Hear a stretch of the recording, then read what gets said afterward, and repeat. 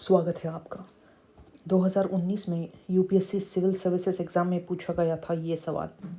Petroleum and natural gas regulatory board PNGRB is the first regulatory body set up by the government of India.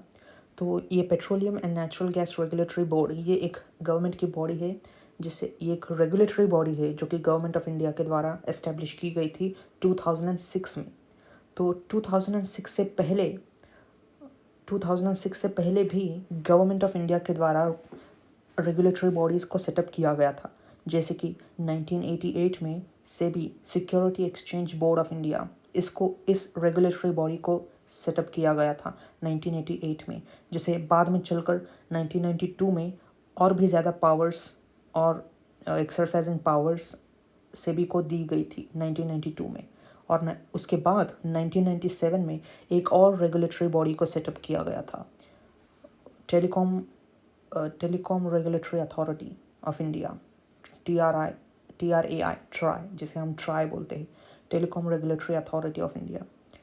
ये भी एक regulatory body थी जिसे 1997 में establish किया गया था। तो सेबी को पहले इस्टेब्लिश किया गया था 1988 में सेबी को इस्टेब्लिश किया गया था। उसके बाद 1997 में try, telecom regulatory authority of India, इसे इस्टेब्लिश किया गया था। और बाद में चलकर petroleum and natural gas regulatory board 2006 में इस्टेब्लिश किया गया था। तो ये कह रहे हैं कि ये फर्स्ट रेगुलेटरी बॉडी है, ये गलत हो जाता है। तो इसलिए फर्स्ट स्टेटमेंट गलत है। Let's take a look at the second statement. One of the tasks of PNGRB is to ensure competitive markets for gas. तो petroleum and natural gas regulatory board का ये पहला काम है, मतलब कई सारे कामों में से उसका एक काम ये भी है कि वो मार्केट में कंपेटिटिवनेस को बरकरार रखे। मतलब अगर कोई एक ही गैस की कंपनी है जो गैस को डिस्ट्रीब्यूट कर रही है लोगों में, तो ये एक ही कंपनी हो ऐसा ये नहीं, मतलब अगर एक ही अगर कंपनी होगी गैस की जो कि लोगों में गैस डिस्ट्रीब्यूट कर रही है, तो वो मोनोपोली हो जाएगी उसकी। तो वो प्राइसेस अपने हिसाब से कितने भी बड़ा चढ़ा कर देगी लोगों को। लेकिन अगर उसका भी उसी कंपनी की तरह एक और दूसरी कंपनी या फिर मल्टीपल कंपनीज होगी, तो वो उसके साथ compete करेंगी और प्राइसेस को लोअर रखना पड़ेगा उस कंपनी को। तो मोनोपोली ना हो, कंपनीज़ में कम्पिटिटिवनेस की वजह से फेयर प्राइसिंग हो, इसलिए इसको इंश्योर करने के लिए ये regulatory body, petroleum and natural gas regulatory board को इंश्योर करना होता है। तो ये सही है। So the second statement is correct. इसका ये भी एक काम है कि मार्केट में कम्पिटिटिवनेस को इंश्योर करे for the gas companies to distribute. Now take a look at the third statement.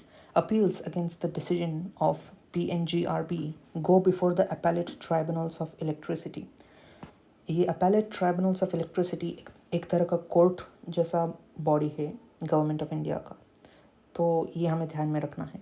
तो अगर petroleum natural gas regulatory body के डिसीजन से किसी कंपनी को तकलीफ़ है, अगर किसी कंपनी इसके डिसीजंस के साथ कंसिस्टेंट नहीं है, उसका विरोध कर रही है, तो इस बॉडी को, इस PNGRB, इसको वो कंपनी इस अपैलेट ट्राइब्यूनल ऑफ इलेक्ट्रिसिटी इस कोर्ट में जाकर इसको चैलेंज कर सकती है। इसके डिसीजंस को, PNGRB के डिसीजंस को अगर कोई कंपनी नहीं मानती है, उसके अगेंस्ट है, तो उसे वो कोर्ट में जाकर चैलेंज कर सकती है, अपैलेट ट्राइब्यूनल्स ऑफ इलेक्ट्रिसिटी में जाकर चैलेंज कर सकती है। तो ये बात भी सही है। Third statement is also correct. So here we have it, first statement is incorrect and second and third statements are correct. So option B is correct answer to this question.